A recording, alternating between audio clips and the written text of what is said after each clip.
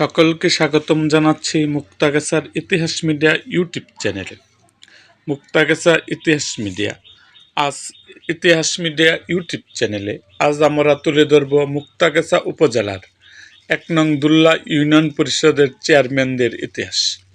দুল্লা ইউনিয়নের চেয়ারম্যান পদে দায়িত্ব পালন করছেন একাধিক বিশিষ্ট ব্যক্তি।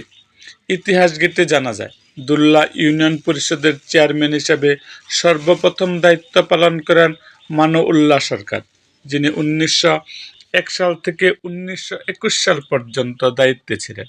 এরই ধারাবাহিকতায় দায়িত্ব পালন করেন এম এ আজিজ এবং এম এ রাজ্জাক, যারা দীর্ঘ সময় ধরে ইউনিয়নের উন্নয়নে ভূমিকা রাখেন।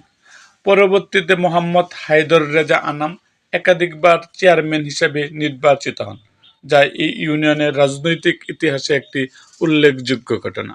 এছাড়াও আহমেদ আলী এবং আব্দুস সামাদ মাস্টার সহ আরও কয়েকজন ব্যক্তি চেয়ারম্যান হিসেবে দায়িত্ব পালন করেন।